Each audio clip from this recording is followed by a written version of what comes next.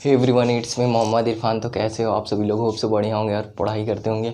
तो आज की हमारी टॉपिक रहेगी इलेक्ट्रिक पोटेंशियल एनर्जी। ठीक है, तो इससे प्रीवियस वीडियो में हमने क्या देखा था? पोटेंशियल डिफरेंस देखा था, फिर उसके बाद देखा था इलेक्ट्रिक पोटेंशियल हमारी क्या होती है, फिर डेरिवेशन कुछ इंपॉर्टेंट कवर किया, फिर उसके बाद इंपॉर्टेंट न्यूमेरिकल्स भी हमने देखा। ठीक है, फिर इक्विपोटेंशियल सरफेस हमारी क्या होती है और रिलेशन बिटवीन इलेक्ट्रिक फील्ड और पोटेंशियल क्या होते हैं। ठीक है, वो सब भी देखा। E=-dV/dr जो रिलेशन होता है इलेक्ट्रिक फील्ड और पोटेंशियल में। ठीक है, तो आज की हमारी टॉपिक रहेगी इलेक्ट्रिक पोटेंशियल एनर्जी। ठीक है, जिससे क्वेश्चन आते हैं। ठीक है, ये इंपॉर्टेंट टॉपिक हमारी आज की रहेगी, टॉपिक इलेक्ट्रिक पोटेंशियल एनर्जी। तो चलिए स्टार्ट करते हैं अपना आज का टॉपिक। तो इलेक्ट्रिक पोटेंशियल एनर्जी क्या होती है? तो हम चार्ज को असेंबल करते हैं, ठीक, infinite amount of work done in moving a charge from infinity to that point, जहाँ पे हम एट देयर लोकेशन उनको क्या करते हैं, असेंबल करते हैं चार्जेस को इन्फिनिटी से ला के पर्टिकुलर किसी पॉइंट पे उनके एट देयर लोकेशन, उनके लोकेशन पे हम लोकेट करते हैं, उनके पोजीशन पे रखते हैं। ठीक है, तो वही क्या होती है हमारी इलेक्ट्रिकल पोटेंशियल एनर्जी। वही लिखा हुआ है, amount of work done in assembling the charges eight their location by bringing them in from infinity. ठीक है, इन्फिनिटी से मैं चार्जेस को लाकर उनके लोकेशन पे असेंबल कर रहा हूँ, यानी रख रहा हूँ। ठीक है, असेंबलिंग कर रहा हूँ चार्जेस को। ऐसे इन ढेर सारे चार्जेस को मैं क्या कर रहा हूँ, जैसे कि यहाँ पे पर्टिकुलर दो चार्जेस को मैंने असेंबल किया। जैसे कि ये पॉइंट ए पे मैं इन्फिनिटी से इस Q1 को कहाँ से लाया हूँ, इन्फिनिटी से लाकर असेंबल किया हूँ इस पॉइंट ए पे, और इस पॉइंट बी पे क्या है, मैं Q2 को इन्फिनिटी से लाकर असेंबल किया हूँ। ठीक है, वैसे आप रैंडम मतलब अगर सिस्टम की बात की जाए तो ये दो पॉइंट चार्जेस की बात हो रही है। ठीक, ऐसे ही आप मतलब मल्टीपल चार्जेस को लाकर इन्फिनिटी से पर्टिकुलर उनके लोकेशन पे आप लोकेट करते हो, वही क्या होती है हमारी इलेक्ट्रिकल पोटेंशियल एनर्जी।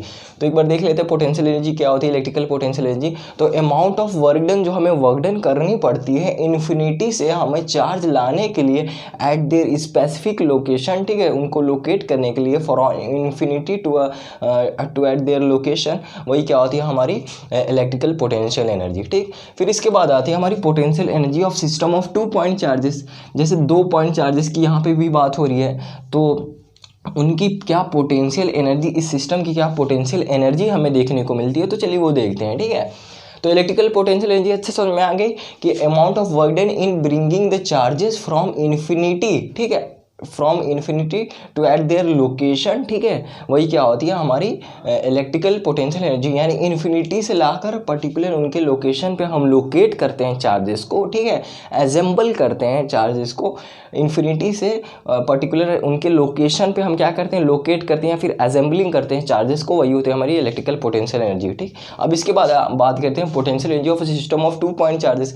अगर हमारे 2 पॉइंट चार्जेस हैं, जैसे ये Q1 Q2 क्या है, पॉइंट ए पे Q1 चार्ज है, पॉइंट बी पे Q2 चार्ज है। ठीक है, तो इनसे क्या पोटेंशियल एनर्जी हमें देखने को मिलेगी इस सिस्टम से, तो उसकी बात करते हैं। ठीक है, तो देखिए potential energy of a system of 2 point charges क्या होती है। सपोज करिए, ये क्या है पूरे समझना है, ये जो थ्योरी ना हमें पूरे अच्छे समझनी पड़ेगी, तभी हमें कॉन्सेप्ट समझ में आएगा। ठीक, तो देखिए समझिए, अगर मैं Q1 is at rest, Q1 क्या है हमारा एट रेस्ट पे है पॉइंट ए पे, ठीक, इन स्पेस।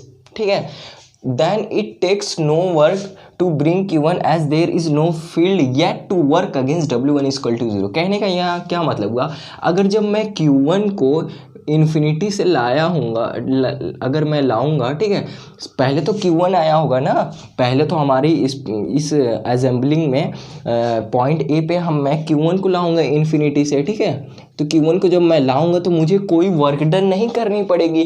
क्यों हमें कोई वर्क डन नहीं करनी पड़ेगी? क्योंकि पहले से कोई चार्ज एग्जिस्ट नहीं कर रहा है कि वो उसका इलेक्ट्रिक फील्ड बनाए, क्योंकि पहले से कोई इसका मतलब अपोज करने वाला नहीं था, इसलिए मैं सिंपल हमें कोई वर्क डन नहीं करनी पड़ेगी। मैं इन्फिनिटी से डायरेक्ट इस पॉइंट ए पे लाकर लोकेट कर दूंगा या फिर असेंबल कर दूंगा चार्जेस को Q1 को। ठीक, क्योंकि पहले से कोई चार्ज एग्जिस्ट नहीं कर रहा है ना कि जो इस Q1 को अपोज कर दे, जो मैं इन्फिनिटी से ला रहा हूँ Q1, उसका कोई अपोज करने वाला ही नहीं है।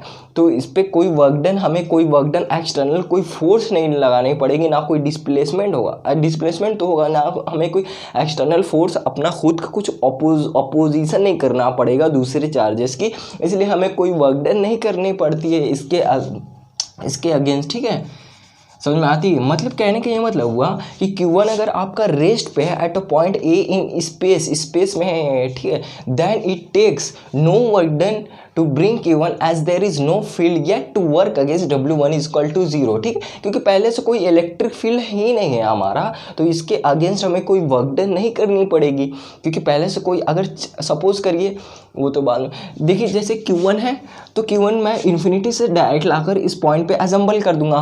पहले से कोई चार्ज यहाँ पे था नहीं कि उसका इलेक्ट्रिक फील्ड रहे कि जिससे वो अपोज करे, ना उसका कोई फोर्स, अपोजिशन फोर्स लगाने वाला भी नहीं, तो मैं सिंपल लाकर इधर लोकेट कर दूंगा इस पॉइंट ए पे या फिर असेंबल कर दूंगा, क्योंकि इसका कोई अपोज करने वाला नहीं है, Q1 का कोई अपोज करने वाला नहीं है, ठीक है। ये पॉइंट अच्छे समझ में आ गई कि हमें Q1 फर्स्ट ऑफ ऑल पहले हम कोई भी चार्ज लाएंगे तो मुझे कोई वर्क डन नहीं करनी पड़ेगी, ठीक। अब देखिए क्या है, electric potential due to Q1 at distance R12। हाँ, तो जब मैं Q1 को लोकेट कर दूँगा तो कुछ R12 पे मुझे क्या पोटेंशियल देखने को मिलेगी, कुछ R डिस्टेंस पे, तो ये हम पढ़ चुके हैं। Electric potential due to point charge at a distance R क्या मिलती है हमें, V is equal to KQ/R। Potential आप जानते हैं क्या मिलती है, कुछ R डिस्टेंस पे हमें V is equal to KQ/R, ठीक है।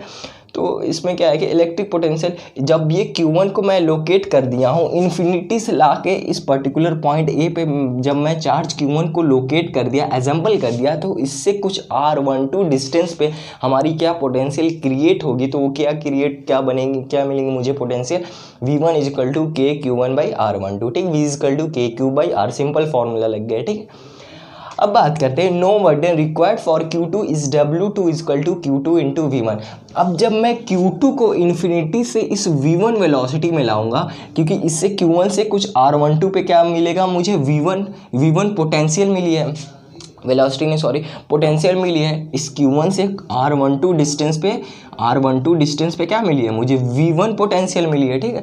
तो जब मैं चार्ज Q2 को ला रहा हूँ इन्फिनिटी से पर्टिकुलर पॉइंट B पे, यानी कि V1 के पोटेंशियल में जब मैं लाऊंगा, V1 पहले से पोटेंशियल क्रिएट हो चुकी है इस चार्ज Q1 से एट अ डिस्टेंस R12। अब जब मैं Q2 को लाऊंगा इस V1 पोटेंशियल में, तो क्या हो जाएगी हमारी work done required for Q2 is equal to W2 is equal to Q2 into V1। Q2 को मैं कहाँ ला रहा हूँ, V1 पोटेंशियल में, जो इससे Q1 से क्रिएट हुई है एट अ डिस्टेंस R12, यानी कि V1 potential W2 is equal to Q2 into V1 हो जाएगी, ठीक। यानी कि V1 पोटेंशियल में हम किसको ला रहे हैं, Q2 को ला रहे हैं, तो पर्टिकुलर हमें क्या वर्क डन देखने को मिलेगी, ठीक है। तो वो वर्क डन क्या हो गया हमारी KQ1 Q2/R12। Q2 को मैंने कहाँ लाया है, V1 पोटेंशियल में, KQ1 R12 ये हमारी V1 है, और Q2 क्या है जो मैं इन्फिनिटी से चार्ज ला रहा हूँ V1 पोटेंशियल में, ठीक है। तो पर्टिकुलर हमें बेसिकली वर्क डन क्या मिलेगी, KQ1 Q2/R12, ठीक।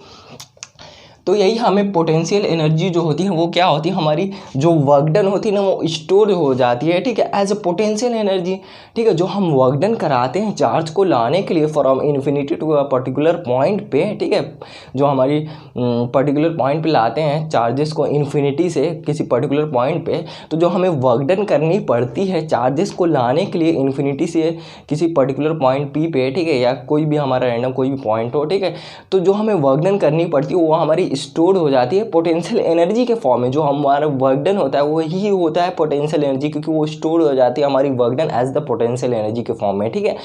तो देखिए जब हमें टोटल वर्क डन की बात करेंगे तो हमारी टोटल वर्क डन क्या हो जाएगी, तो आप जानते हो टोटल वर्क डन क्या मिलेगी मुझे, W is equal to W1 plus W2, ठीक। तो देखिए वर्क डन फर्स्ट वाले चार्ज की वजह से क्या वर्क डन मिलेगी, 0, है ना। फर्स्ट वाले चार्ज की वजह से हमें कोई वर्क डन नहीं करनी पड़ी, सिंपल मैं इन्फिनिटी से लाकर चार्ज Q1 को पॉइंट ए पे असेंबल कर दूंगा, क्योंकि कोई इसका अपोज करने वाला पहले से नहीं था। अब जब मैं Q2 को लाऊंगा तो ये अब Q1 वाला क्या करेगा, इसका अपोज करेगा, तो मुझे कुछ वर्क डन कराना पड़ेगा। जो वर्क डन क्या मिलेगी मुझे, KQ1 Q2/R12, ठीक, 0, और इससे क्या वर्क डन मिली, KQ1 Q2 जब मैं पोटेंशियल V1 में लाऊंगा W2 को, यानी Q2 को अगर मैं पोटेंशियल V1 में लाऊंगा तो मुझे टोटल वर्क डन क्या करनी पड़ेगी, KQ1 Q2/R12। तो बेसिकली हमें क्या वर्क डन मिलेगी, KQ1 Q2/R12, यही वर्क डन मिलेगी, ठीक है, आपको यही टोटल वर्क डन मिलेगी। तो ये जो टोटल वर्क डन होती है हमारी वही स्टोर हो जाती है एज द पोटेंशियल एनर्जी के फॉर्म में। तो basically U is equal to क्या मिलेगा आपको, पोटेंशियल एनर्जी। फाइनली हमें क्या देखने को मिलेगी, potential energy of system of 2 point charges KQ1 Q2/R12। यही हमारी स्टोर हो जाती है, जो वर्क डन होती है वो स्टोर हो जाती है एज द पोटेंशियल एनर्जी के फॉर्म में। तो मुझे बेसिकली क्या देखने को मिलता है, potential energy of a system of 2 point charges KQ1 Q2/R12, ठीक है। एक बार फिर से अच्छे से समझ लेते हैं, ठीक है।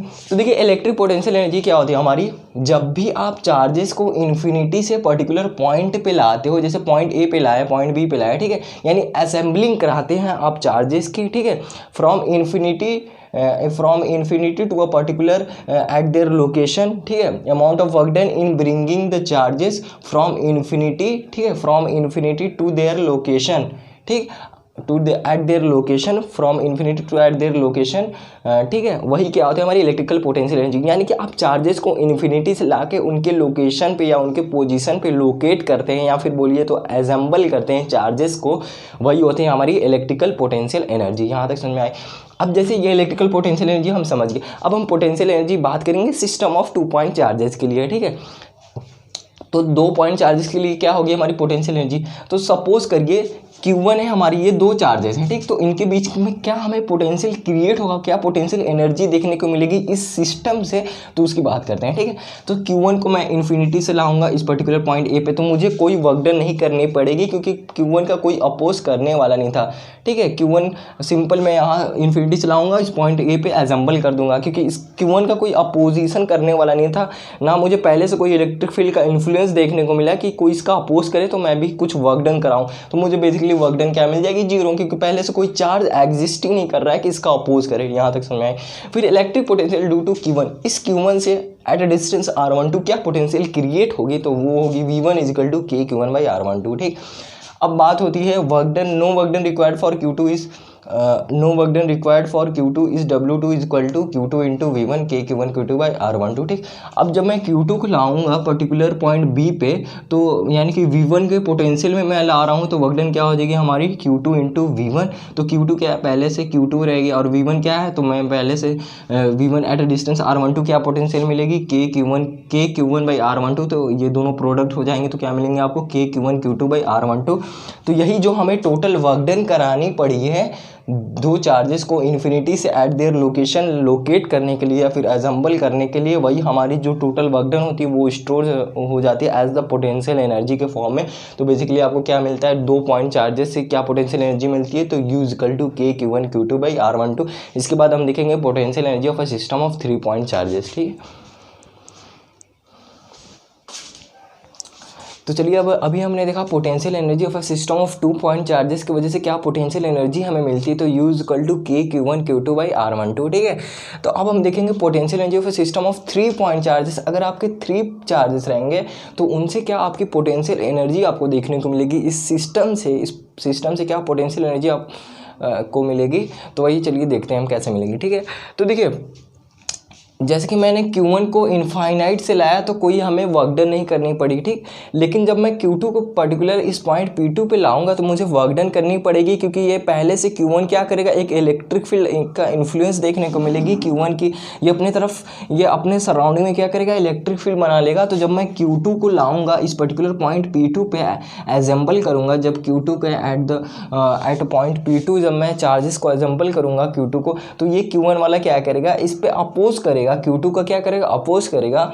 तो मुझे कुछ वर्क डन करानी पड़ेगी, क्योंकि इसका एक इलेक्ट्रिक फील्ड का इन्फ्लुएंस देखने को मिलेगा जो इस Q2 का क्या करेगा, अपोज करेगा, इस पे फोर्स लगाएगा Q2 पे। तो मैं कुछ एक्सटर्नल फोर्स लगा के और वर्क डन कराऊंगा, DW या कुछ भी वर्क डन कराऊंगा और एजेंबल कर दूंगा पॉइंट P2 पे। यानी कि मुझे कुछ वर्क डन करानी पड़ी है Q2 को एजेंबल करने के लिए। जब मैं इन्फिनिटी से Q2 को एजेंबल करूंगा, चार्जेस को लोकेट करूंगा पॉइंट P2 पे, तो मुझे वर्क डन करनी पड़ेगी। लेकिन जब मैं Q1 को पॉइंट P1 पे एजेंबल करूंगा from infinity to a particular point P1, there will be no work done because there will be no electric field. Initially कोई हमारा पहले से कोई इलेक्ट्रिक फील्ड एग्जिस्ट नहीं कर रहा है, ना कोई चार्ज एग्जिस्ट कर रहा है, तो उसका एक इन्फ्लुएंस देखने को नहीं मिलेगी। तो मैं सिंपल Q1 को इन्फिनिटी से लोकेट कर दूंगा पॉइंट P1 पे। लेकिन जब मैं Q2 को एजेंबल करूंगा, चार्ज को P2 पे लोकेट करूंगा, तो मुझे कुछ वर्क डन करनी पड़ेगी, क्योंकि Q1 इसका अपोज करेगा, ठीक। ये तो थी हमारी 2 पॉइंट चार्जेस की वजह से जो हमें वर्क डन क्या मिली थी, यू पोटेंशियल वर्क डन क्या मिली थी, के Q1 Q2 बाई R12, वही हमारी पोटेंशियल एनर्जी स्टोर्ड हो जाती है, जो वर्क डन होती है हमारी स्टोर्ड हो जाती है as the form of potential energy form में यूज इक्वल टू के Q1 Q2 बाई R12। ठीक, अब हम पढ़ रहे हैं potential energy of system of 3 point charges. इसमें भी क्या होगा, सिंपल, जब मैं 3 चार्जेस को रख दूंगा, यानी कि Q3 को जब मैं Q3 को क्या करूंगा, पॉइंट P3 पे एजम्पल कर दूंगा। ये सारे चार्जेस को मैं इन्फिनिटी से ला रहा हूँ और एजम्पल कर रहा हूँ इनके लोकेशन पे, एट द लोकेशन। ठीक, एजम्पल कर रहा हूँ चार्जेस को। Q3 को मैं इन्फिनिटी से पॉइंट P3 पे लाऊंगा, तो इस केस में क्या होगा, तो देखिए Q1 भी इसका, अब जब Q1 Q2 केस समझ में आया, Q1 था there will be no work done, Q2 लाया तो मुझे वर्क डन करनी पड़ी, ये इसका अपोज करेगा। अब Q3 आ गया, तो Q3 आ गया तो ये भी इसका, Q1 भी Q3 का अपोज करेगा, Q2 भी Q3 का अपोज करेगा।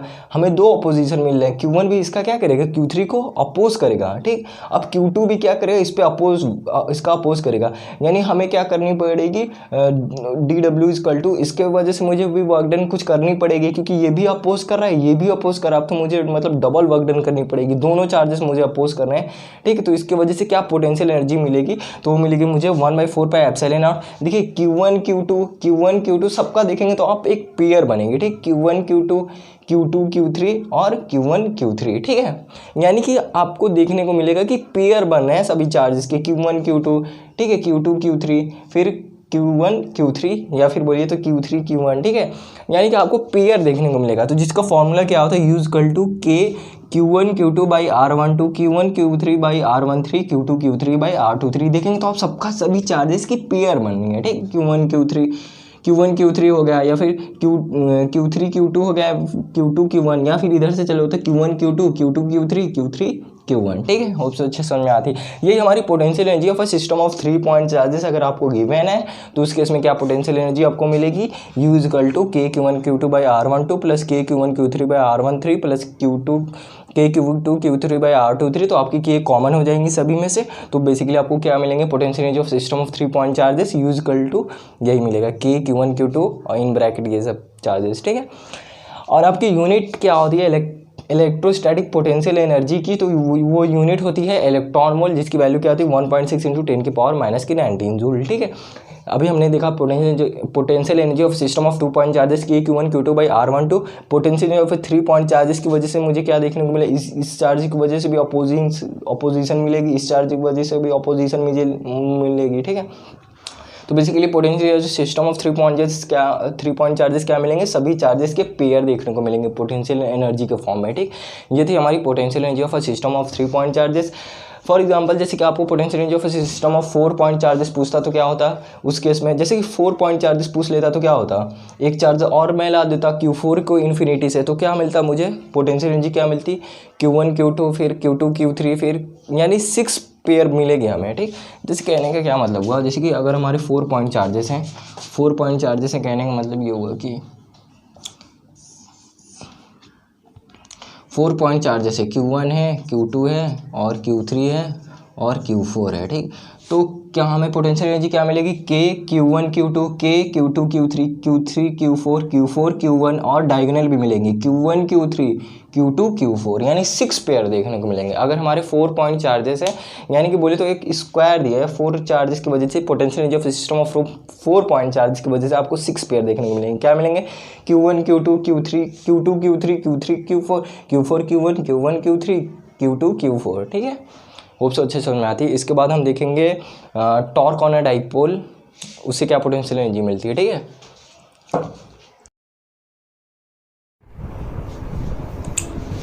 तो चलिए अपने नेक्स्ट टॉपिक पे आते हैं। मेरी नेक्स्ट टॉपिक क्या है, potential energy of a dipole placed in external electric field. जब हम एक्सटर्नल इलेक्ट्रिक फील्ड में डाइपोल को प्लेस करते हैं तो आप जानते हैं क्या, वो टॉर्क एक्सपीरियंस करता है। ठीक है, लीनियरली कुछ नहीं मिलती है, लेकिन हमें टॉर्क एक्सपीरियंस करता है वो, तो जो हमारी डाइपोल है वो रोटेट करने लगती है। ठीक, तो डाइपोल क्या करने लगती है, हमारी रोटेट करने लगती है इस एक्सटर्नल इलेक्ट्रिक फील्ड में। ठीक, क्योंकि हम जानते हैं हमारी डाइपोल क्या होती है, two equal and opposite charges separated by some finite distance. ये डाइपोल को मैंने एक्सटर्नल इलेक्ट्रिक फील्ड में प्लेस कर दिया, तो पॉजिटिव चार्ज पे एक QE फोर्स यूँ लगाएगी in the direction of electric field positive charge पे फोर्स लगेगा, और हमारा opposite in the direction of electric field negative charge पे फोर्स लगेगा।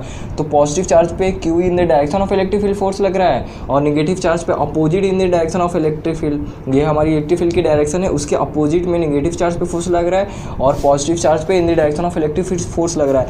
तो जब एक फोर्स यूँ लगाएगी, एक फोर्स यूँ लगाएगी, तो हमारी डाइपोल यूँ टॉर्क एक्सपीरियंस कर लेगा और हमारा डाइपोल रोटेट करने लगेगा। ठीक, लीनियरली ऐसे जाएगा नहीं, आगे नहीं देखने को मिलेगा। ठीक, लीनियरली इक्विलिब्रियम हो गया हमारी, लेकिन वो टॉर्क एक्सपीरियंस करेगा तो वो रोटेट करेगा एक ही पोजीशन में। ठीक, रोटेट करने लगेगी। ठीक, तो उससे क्या हमें पोटेंशियल मिलेगी, यही बोला है potential energy of dipole placed in external electric field, तो वही हमें डिराइव करना है। ठीक है, तो हम जानते हैं torque acting on the dipole tau is equal to formula हम जानते हैं क्या होती है हमारी पी ई साइन थीटा, ये होती है torque acting on the dipole क्या होती है हमारी tau is equal to P E sine theta. ठीक, तो सपोज करिए अगर ये मैं डाइपोल को प्लेस कर दूंगा तो लीनियरली तो कुछ चेंज नहीं मिलेगा हमें, क्योंकि ये फोर्स लगा रहे, दो इक्वल फोर्स लग रहे हैं, तो नेट फोर्स तो हमें ज़ीरो मिलेगी। लेकिन सपोज करिए कुछ एंगुलर डिस्प्लेसमेंट तो होगा ना, रोटेशनल मोशन क्लास 11th में हम पढ़े हैं कि कुछ एंगुलर इसका डिस्प्लेसमेंट होगा, क्योंकि जब हम डाइपोल को रखेंगे तो जब फोर्स एक्सपीरियंस करेगी तो हमारी जो टॉर्क एक्सपीरियंस करेगी तो रोटेट करेगी, तो कुछ एंगुलर डिस्प्लेसमेंट होगा ना। सपोज करिए पहले ये थीटा बनाया था, अब कुछ और थीटा बनाएगा, थीटा 2 बनाएगा। ठीक, फिर थीटा यानी चेंजिंग देखने को मिलेगी किसमें, एंगुलर डिस्प्लेसमेंट में। ठीक, लीनियरली कोई चेंजिंग नहीं मिलेगी, लेकिन एंगुलर डिस्प्लेसमेंट में हमारा ये रोटेट करेगा तो एंगुलर डिस्प्लेसमेंट में चेंजिंग आएगी। तो वो क्या चेंजिंग आएंगी, तो चलिए वो देखते हैं। Torque on the dipole tau is equal to P sine theta, angular displacement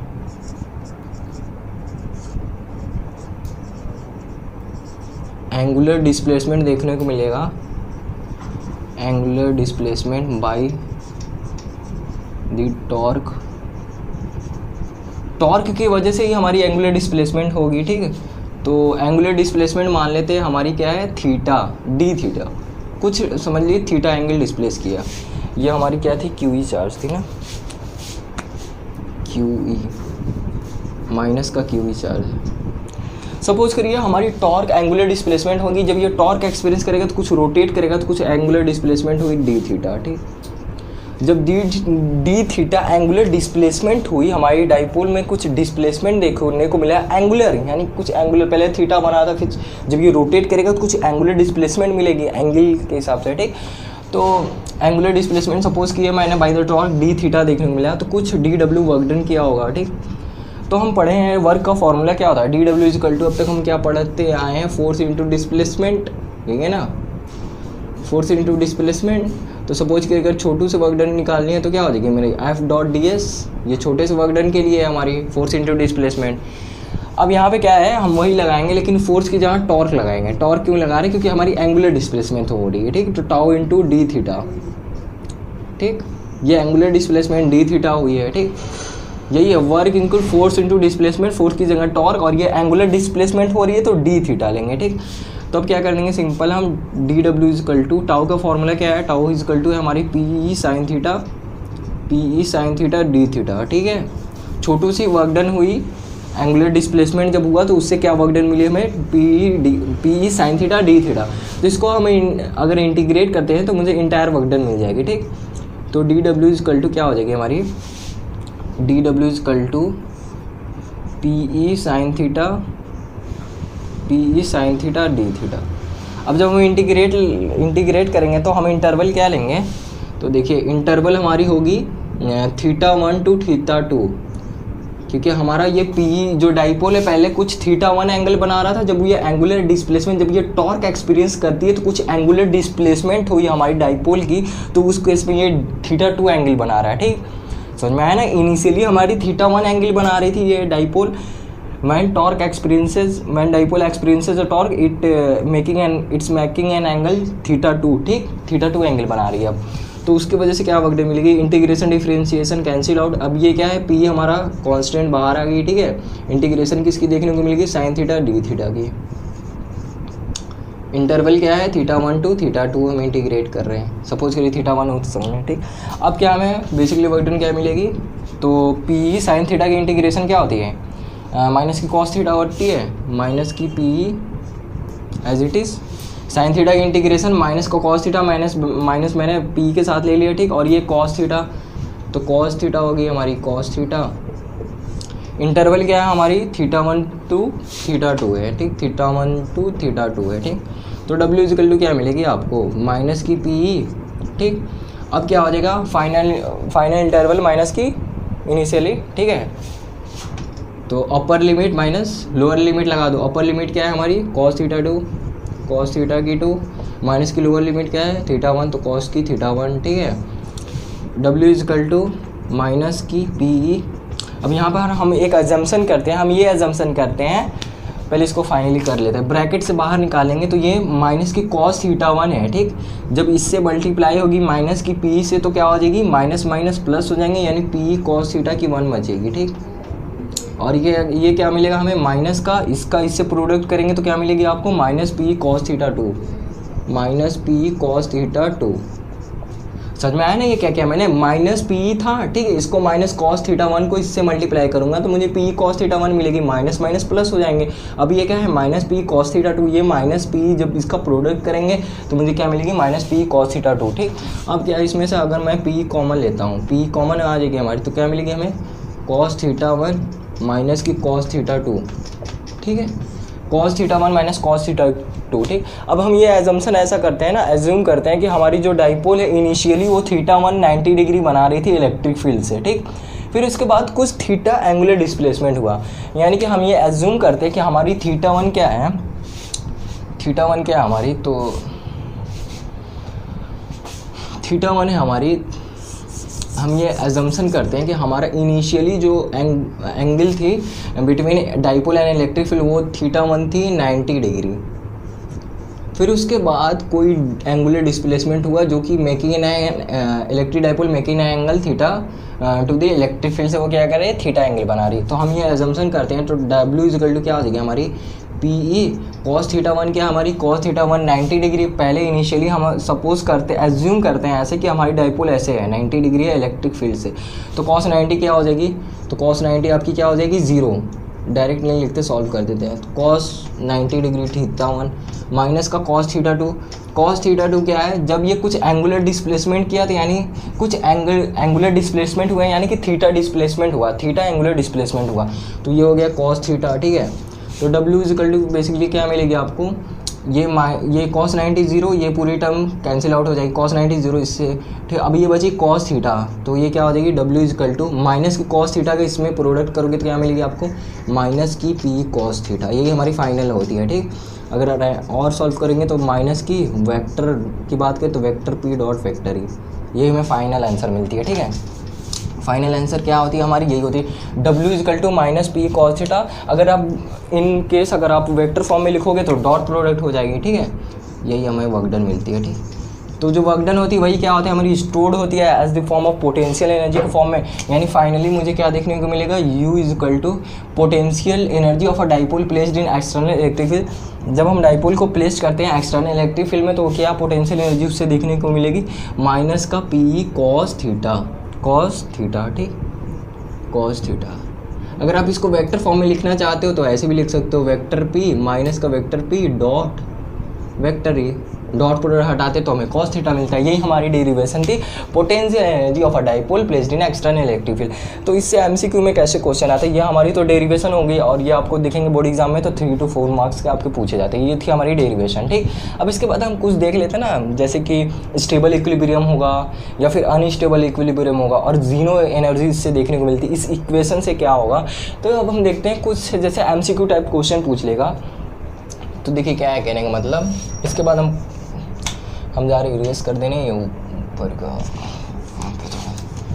erase कर देते हैं। तो आप समझते हैं स्टेबल इक्विलिब्रियम, अनस्टेबल इक्विलिब्रियम और जीरो एनर्जी क्या होती है हमारी। तो देखिए केस फर्स्ट मान लेते हैं, केस फर्स्ट हम मान लेते हैं स्टेबल इक्विलिब्रियम, स्टेबल इक्विलिब्रियम।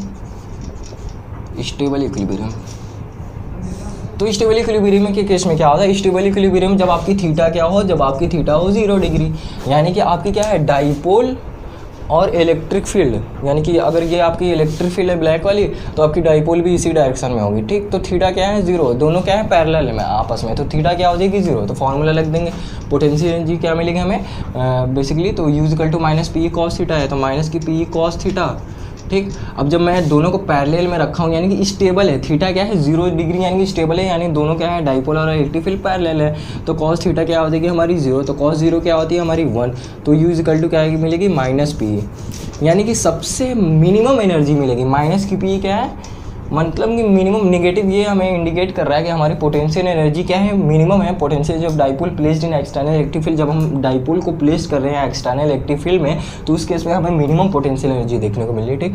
अब देखिए अनस्टेबल इक्विलिब्रियम का केस क्या है, केस 2, तो अनस्टेबल इक्विलिब्रियम देख लेते हैं, ठीक। तो अनस्टेबल इक्विलिब्रियम क्या होती है हमारी, जब आपकी थीटा क्या हो, एंटी पैरेलल हो।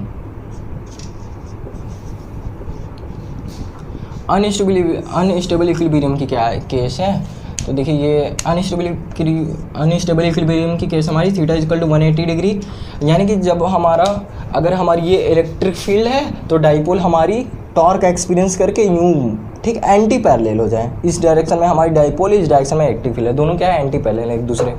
तो उस केस में क्या एंगल बनाएंगे, वो थीटा 180 डिग्री, इलेक्ट्रिक फील्ड ये है और हमारी डाइपोल ये है, तो थीटा क्या हो गई 180 डिग्री, ठीक। तो उस केस में क्या होगा, फॉर्मूला क्या होता है हमारी, U इक्वल टू माइनस की पी कॉस थीटा।